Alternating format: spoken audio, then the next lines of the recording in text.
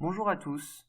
Cette vidéo est une introduction à la théorie des ensembles et on va s'y consacrer pour une série de quelques vidéos. Donc il s'agira ici de parler du paradoxe de Russell, qui est un paradoxe très connu et qui a permis à la théorie des ensembles de voir le jour. L'approche ici va être assez historique dans cette vidéo. Tout commence en fait avec ce que j'ai appelé la genèse de la logique, au sens mathématique, parce que historiquement, la logique, c'est une branche de la philosophie. Les philosophes grecs en particulier, parce que c'est des grandes images de la philosophie, on entend prôner la logique. On a la notion d'assertion, le fait que après on a des liens entre les phrases, etc. Ça, c'est de la logique. Les conjonctions, les ou, les et, initialement, c'est quelque chose d'utilisé plutôt en philosophie. Mais en fait, ça va entrer dans les mathématiques et ça va devenir quelque chose de crucial, au cœur, au fondement des mathématiques. Grâce à notamment deux personnes qui, au milieu du 19e siècle, donc dans les années 1800 et quelques, vont permettre de formaliser la logique mathématique. Donc ça passe en particulier avec George Boole, qui a inventé donc les fameux booléens, hein, les assertions qui sont vraies ou fausses. Et avec ce qui est vrai et ce qui est faux, on va pouvoir faire plein de trucs. Avec ces assertions, on va pouvoir créer des conjonctions. Une assertion est vraie et une deuxième est fausse. Donc l'assertion A et B est fausse, par exemple. Et faire plein de choses avec les implications qui sont même maintenant quelque chose au cœur de la théorie mathématique. Hein. Toute démonstration passe par une série d'implications, d'équivalences, ce genre de choses.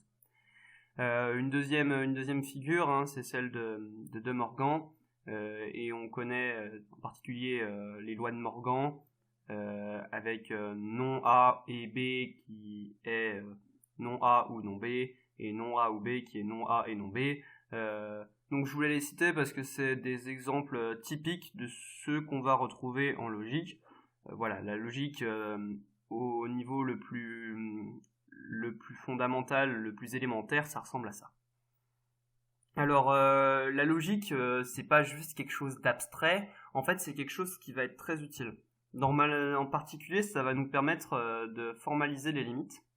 Les limites en mathématiques, il faut savoir que ça a été quelque chose d'initialement très controversé. Premièrement, ça apparaît plutôt en physique, avec des gens comme Newton ou Leibniz, qui ont besoin de faire des dérivés, en fait. Sauf que les dérivés, ça n'existe pas, c'est eux qui les inventent, et initialement, c'est des trucs bizarres, des d sur dx, où on fait disparaître des choses, on les fait tendre vers zéro, on comprend pas trop ce qui se passe.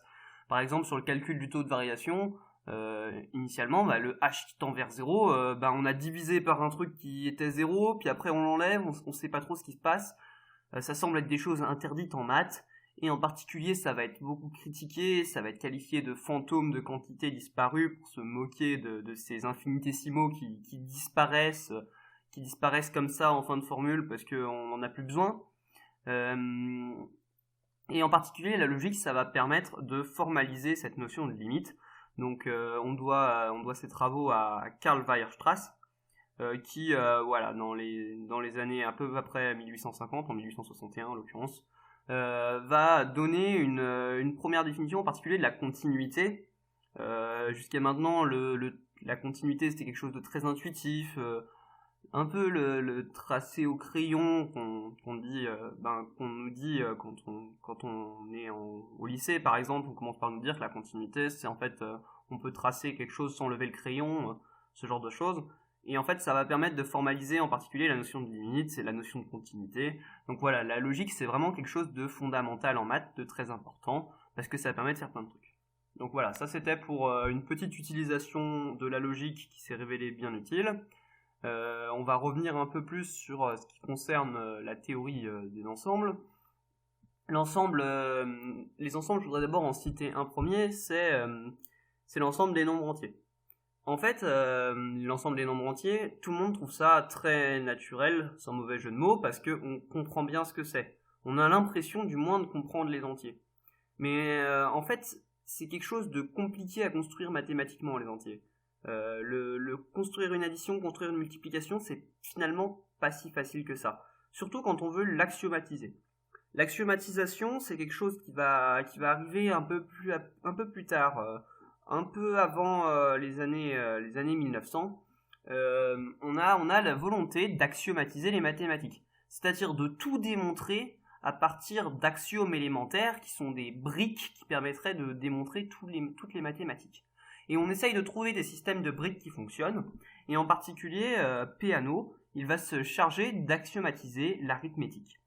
On parle notamment après de l'arithmétique de Peano, quand on parle d'arithmétique, et en fait c'est parce que c'est lui qui va donner les règles de la construction des nombres entiers, de comment ça marche, et qui va le formaliser avec de la logique. Donc en fait c'est pas quelque chose de simple du tout. Si ça vous intéresse, j'ai fait une vidéo là-dessus, et ça montre à quel point ça peut être compliqué de démontrer des choses en mathématiques, même des choses qui nous paraissent élémentaires. Dans cette volonté toujours d'axiomatisation, hein, on va retrouver en particulier la construction des nombres réels, qui là encore est...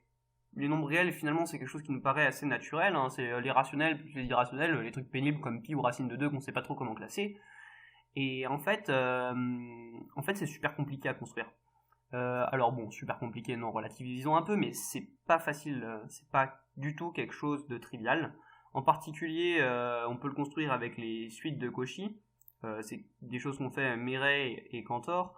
Alors, je vais pas m'attarder là-dessus parce que j'ai déjà fait une vidéo. Si ça vous intéresse, vous pouvez aller voir dans la section sur les ensembles de nombres. On a la construction des réels comme dans les vidéos. Et une autre façon de le construire, c'est avec les coupures. Donc c'est quelque chose qui a été inventé par Dedekind. L'idée, basiquement, c'est qu'on va couper les rationnels en deux parties. En fait, on va couper des ensembles de rationnels qui seront des intervalles, et le point qui y aura entre les deux ensembles représentera un réel. Donc je vous invite à vous documenter si ça vous intéresse un peu plus. Voilà, donc ça c'est pour la construction des réels. C'est un autre exemple parmi tant d'autres, mais ça montre vraiment cette volonté d'axiomatiser. Et cette volonté d'axiomatiser, elle va apparaître en particulier énormément dans quelque chose qui se veut d'axiomatiser presque toutes les mathématiques, voire toutes les mathématiques. On veut tout faire à partir de ça. C'est les ensembles. Donc voilà, en fait ici, au stade où on en est, on a déjà plein de choses en maths, mais on n'a pas une théorie qui unifie tout. Et cette théorie, ça sera la théorie des ensembles. Donc la théorie des ensembles, hein, ça a été inventé ça a été inventé mais beaucoup développé surtout par Cantor, mais en fait ça va beaucoup se développer encore plus par la suite pour des raisons qu'on va évoquer un peu plus loin. Donc Cantor, quand il va créer les ensembles, hein, c'est les ensembles qu'on connaît actuellement, mais ça encore c'est quelque chose de très compliqué à formaliser. Et on va en parler, hein, de la formalisation des ensembles. C'est là pour ça. En fait, vous allez voir, ça se fait. C'est pas surhumain, mais c'est pas forcément intuitif à première approche. Donc les ensembles, le premier truc pour parler d'ensemble, c'est il faut parler de la relation d'appartenance. Déjà, il faut noter qu'on dispose de la logique mathématique. La logique mathématique, elle a été construite. Ça, c'est quelque chose de bien formalisé. C'est quelque chose de très bien formalisé. Et donc on se dote de cet outil qu'on permettra d'utiliser par la suite. Donc en gros, la logique mathématique, c'est les assertions. On a le droit de dire des A ou B, des A et B, des A implique B, des choses comme ça. Et on a des égalités. Les égalités, on sait ce que c'est aussi. On peut dire que deux objets mathématiques sont identiques. Et du coup, ceci, c'est les deux choses qu'on va utiliser comme base pour construire la théorie des ensembles. Donc déjà, on considère les objets mathématiques. Alors bon, les objets mathématiques, c'est un mot un peu flou, mais bon, on va s'en contenter pour l'instant, parce que sinon c'est très pénible à formaliser. Mais on va dire qu'en fait, tout, absolument tout en maths est un ensemble. Alors, tout ce qui n'est pas assertion. En fait, on distingue deux choses, les assertions et les objets, et tout ce qui n'est pas assertion, c'est des objets, et ces objets, c'est des ensembles. Par exemple, 2 c'est un ensemble, 1 c'est un ensemble, pi c'est un ensemble, tout ça, ce sont des ensembles, même si ça pourrait paraître totalement contre-intuitif. En particulier, un exemple assez marrant, c'est que en théorie des ensembles, 1 appartient à 2. C'est pas quelque chose de totalement infondé, hein. On a vraiment 1 qui appartient à 2. En particulier, c'est ça qui fait que 1 est plus petit que 2. Et c'est pas le contraire. C'est pas parce qu'un est plus petit que 2 que 1 appartient à 2. On a vraiment 1 qui appartient à 2. Donc surtout, vous n'écrivez jamais ça dans vos copies de maths, sinon vous allez vous faire taper sur la figure. Mais c'est vrai. 1 appartient vraiment à 2, c'est pas qu'une convention, c'est comme ça qu'on construit 2 en fait. Et qu'on construit 1 d'ailleurs. Voilà. Donc je viens d'utiliser dans cet exemple le symbole d'appartenance, mais en fait, voilà, ce qui est vraiment au cœur de cette théorie des ensembles, c'est la relation d'appartenance. Donc une relation, c'est une relation binaire, sauf qu'on peut pas vraiment appeler ça une relation binaire, parce qu'une relation binaire, on définit ça sur un ensemble, mais c'est vraiment l'idée on a défini une relation sur les objets mathématiques. Donc entre deux objets mathématiques, c'est x et y, on pourra éventuellement écrire x appartient à y, si c'est le cas. Elle est rien du tout cette relation, hein. C'est pas transitif, c'est pas antisymétrique, c'est pas réflexif, c'est vraiment une relation juste. Pour l'instant, on a cette relation, et du coup, on écrit, on dit que c'est x qui appartient à y, et on va remarquer un premier truc. Déjà, si on a x qui est égal à y, ça implique, donc déjà, j'écris x, y, z volontairement en minuscule, hein, parce que ici, z, comme vous voyez dans cette formule, est considéré comme un élément de x, comme un élément de y, et x, y comme des ensembles, mais rappelez-vous, hein, z aussi est un ensemble, donc j'ai pris le choix de ne pas distinguer mes différents... mais j'ai pas changé de taille de caractère. Donc si les ensembles x et y sont les mêmes, si x égale y, alors pour tout z, si z appartient à x, z appartient à y et vice versa. Donc ça c'est logique, hein. Si deux ensembles sont les mêmes, c'est le même élément. C'est le même élément, mathématiquement c'est le même objet. Et la relation d'appartenance, hein, notre relation d'appartenance ici, elle dépend uniquement des objets qu'on met de chaque côté. Du coup, z appartient à x, c'est exactement la même chose que z appartient à y, car x et y sont le même objet. Voilà. Et ça, c'est vrai pour tous les éléments qui appartiennent à x et qui appartiennent à y. Je me répète, x égale y, ça veut dire que c'est le même objet mathématique. La relation d'appartenance, elle dépend uniquement des objets mathématiques qu'on met de chaque côté. Si on met d'un côté le même objet de mathématiques et de l'autre côté le même objet mathématique, c'est la même chose. On a mis z à droite, à gauche de l'appartenance. Z, c'est le même objet mathématique que z, bien sûr. Mais x, vu que c'est égal à y, c'est le même objet mathématique de y. Et donc, vu que c'est le même, on a bien la relation, elle est soit vraie dans les deux cas, soit fausse dans les deux cas. Voilà, si z appartient à x, il appartient à y. S'il appartient à y, il appartient à x, parce que x et y sont les mêmes ensembles. Les mêmes éléments mathématiques, surtout. Bon, en fait, il se trouve qu'on va demander l'implication dans l'autre sens. Là, on a une implication de gauche vers la droite, hein, le fait que si x égale y, pour tout z, le fait que z appartient à x, ça veut dire qu'il appartient à y, donc si les ensembles ce sont les mêmes, alors ils ont les mêmes éléments. Mais par contre, l'implication dans l'autre sens, elle n'est pas du tout triviale. Le fait que si les ensembles, ils ont le même élément, les ensembles, ils ont le même élément, alors ce sont les mêmes. Si je prends une relation quelconque, parce que là, l'appartenance, c'est une relation quelconque, c'est pas forcément vrai. Par exemple, je sais pas, mais si je prends une relation bidon du type, par exemple, z différent de x, si j'ai pour tout z différent de x, logiquement équivalent à z différent de... Ah non, ça doit marcher aussi. En fait, l'idée, c'est que vraiment, c'est pas vrai c'est pas du tout quelque chose... L'implication contraire, là, si j'écrivais la flèche ici, c'est pas du tout vrai pour n'importe quelle relation. Et on va demander que ça soit vrai pour notre relation d'appartenance. Donc voilà, c'est ce que je vais appeler la théorie naïve des ensembles, moi ce qui est appelé comme ça d'ailleurs. On expliquera pourquoi naïf plus tard.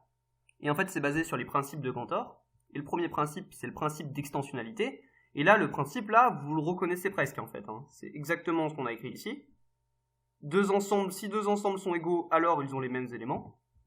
Et là, ça nous dit si deux ensembles sont égaux, ils ont les mêmes éléments, mais le contraire est vrai. S'ils ont les mêmes éléments, ils sont égaux. Deux ensembles sont égaux si et seulement si ils ont les mêmes éléments. Et là, encore une fois, j'insiste, si deux ensembles sont égaux, bien sûr, c'est les mêmes objets mathématiques. Et donc, s'il y a un élément qui est en relation avec notre ensemble x, et qu'il y a un élément qui est en relation avec notre ensemble y, c'est exactement la même chose parce que x et y sont le même objet. Par contre, si je crée une relation bidon, voilà, par exemple un exemple, je crée une relation sur l'ensemble 1, 2, 3, je dis que 1 est en relation avec 2, en fait, je dis que tout est en relation avec tout. 1 est en relation avec 2, 2 est en relation avec 3, etc.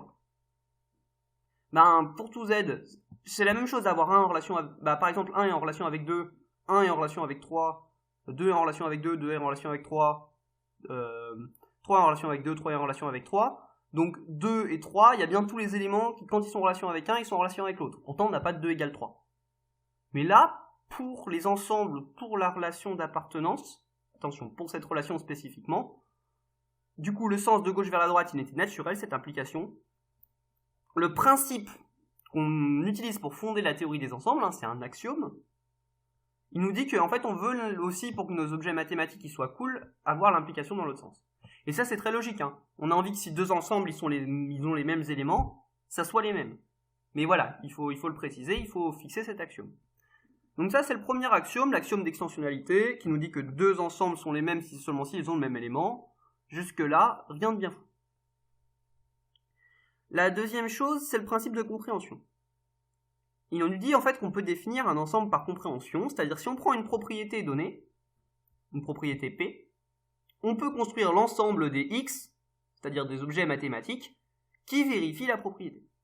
Voilà. Pour n'importe quelle propriété, on peut construire l'ensemble des objets mathématiques qui vérifient cette propriété.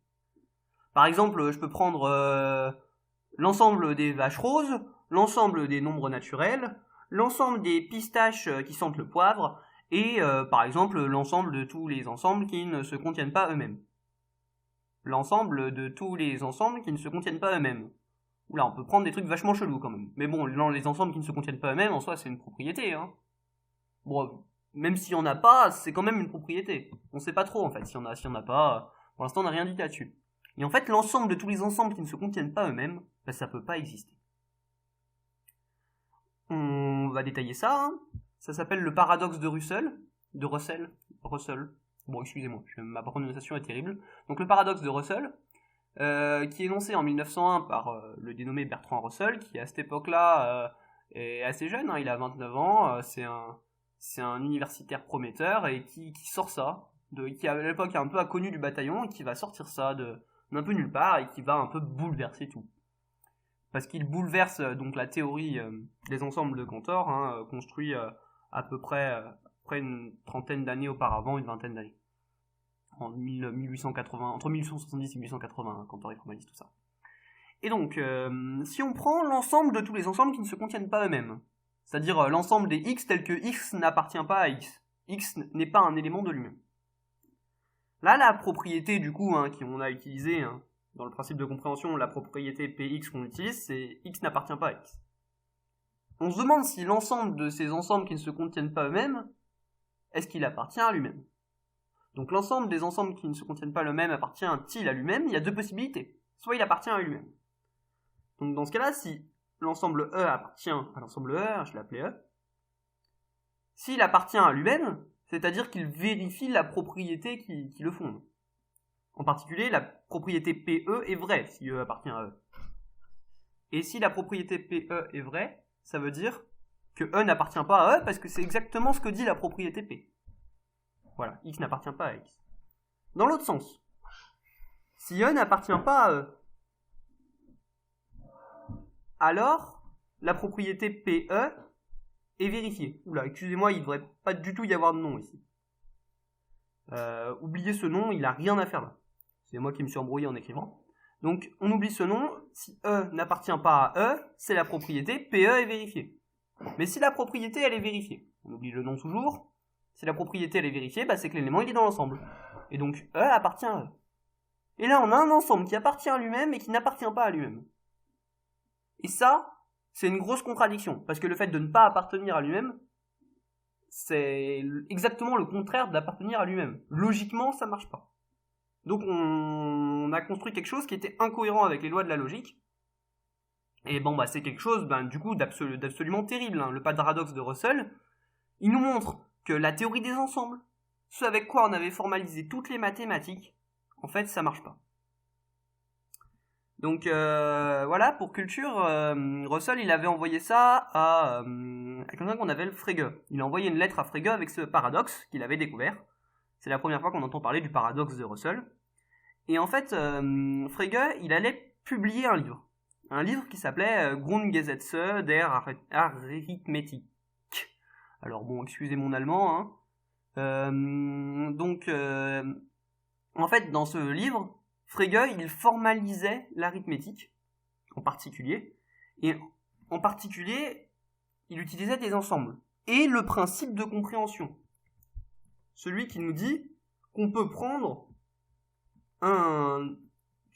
celui qui nous dit qu'on peut prendre l'ensemble de tous les éléments qui vérifient une propriété donnée. On a vu que c'était pas possible. Que pour une propriété donnée, on ne pouvait pas prendre l'ensemble de tous les éléments qui vérifient une propriété parce que ça amenait à un paradoxe. On a vu qu'en fait, les axiomes qu'on avait choisis, c'était mal choisis. Et du coup, Frege, c'était un des premiers trucs qu'il avait fait dans son bouquin. C'était un des fondements de tout ce qu'il avait fait derrière. Bon, il se trouve qu'il y en a une grande partie qui reste encore valable, mais ça lui a détruit une énorme partie de son travail. Et surtout quand on est dans de la formalisation, hein, quand on nous enlève nos axiomes, ça commence à être un peu triste.